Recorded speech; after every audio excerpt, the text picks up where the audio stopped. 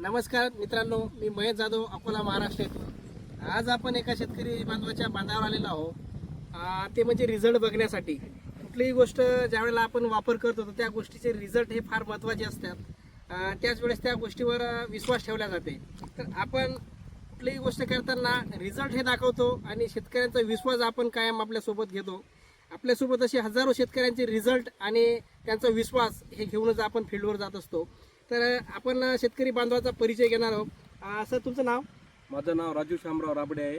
मी रोडगा येथील रहिवासी आहे. रोडगा म्हणजे तुमचा तालुका, जिल्हा? तालुका वसमत, जिल्हा हिंगोली येथील रहिवासी. ओके. तर ही हळद जी आहे, किती एकर हळद आहे तुमची? 1 एकर आहे. 1 एकर. या हळदीला तुम्ही मल्टीप्लायरची सुरुवात कशी केली? सर, मी या हळदीला मल्टीप्लायरची सुरुवात बीज प्रक्रियेपासून केलेली आहे. बरं. बीज प्रक्रियेसाठी मी जवळपास 1 किलो या हळदीसाठी वापरलेलं आहे. बरं. तुम्ही बीज प्रक्रिया केल्यानंतर तुम्हाला याच्यामध्ये काय असा फरक जाणवला? इतर शेतकऱ्यांची हळद तुमच्या आजूबाजूला आहे, तुम्ही सांगितलं की बाकी शेतकऱ्यांची हळद कशी निघाली आणि तुमची किती कालावधीमध्ये कशी जर्मिनेशन मिळालं, ते थोडक्यात सांगितलं. इतर शेतकऱ्यांना तुमच्या त्या सांगण्याचा फायदा होईल. सर, आता हळद पीक असं आहे सर की जवळपास त्याला 25 ते 26 दिवस त्याला निघायला लागतात. पण माझ्या हळदीमध्ये मल्टीप्लायरचा बीज प्रक्रिया केल्यामुळे असं झालं की 12व्या दिवशीच मला ते उगवण शक्ती निघली, त्यांची कोंब निघायला लागली. हा, 12व्या दिवशीच त्याचं ते हे निघलं, कोंब निघले आणि जवळपास 20-25 दिवशी पूर्ण निघून पडली. सरांनी एक फार महत्वाचा अनुभव सांगितला. 25 ते 26 दिवसाच्या पुढे हळद उगवणं चालू होते आणि आज यांचा किती दिवसाचा प्लॉट आहे? 1 महिना कंप्लीट झाला. 1 महिन्याचा प्लॉट आहे. तुम्ही जर बघितलं तर पूर्ण प्लॉट हा ग्रोथ सारखी आहे आणि सारखी उगवण झालेली आहे. म्हणजे सांगण्याचं तात्पर्य हेच की मल्टीप्लायरची सीड ट्रीटमेंट केल्यामुळे यांना हा फायदा मिळाला की यांची जर्मिनेशन जबरदस्त झालेलं आहे आणि प्लॉट एक समान दिसत आहे.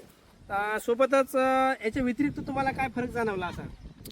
याच्या व्यतिरिक्त सर, आता दरवर्षीप्रमाणे यावर्षी मी समजा हळदीमध्ये भरपूर काही असा बदल झालेला आहे सर, की 1 महिना आपल्याला हळद निघून पडायलाच लागत गेली सर. बरोबर. तर आज 1 महिन्यामध्ये आपली जवळपास 3-3, 4-4 पानावर हळद आलेली आहे सर. बरोबर.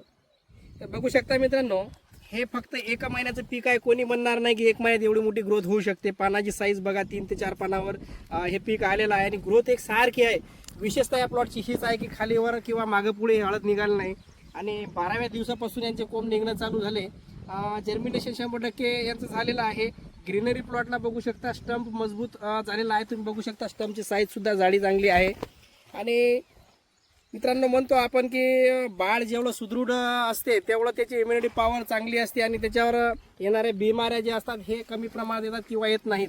तर हेच या प्लॉटचं वैशिष्ट्य आहे की यांचा प्लॉट एवढा सुदृढ आहे, याच्यावर सहजासहजी कुठली बिमारी येणं शक्य नाही. तर हाच रिझल्ट दाखवण्यासाठी मित्रांनो आपण प्लॉटवर येतो.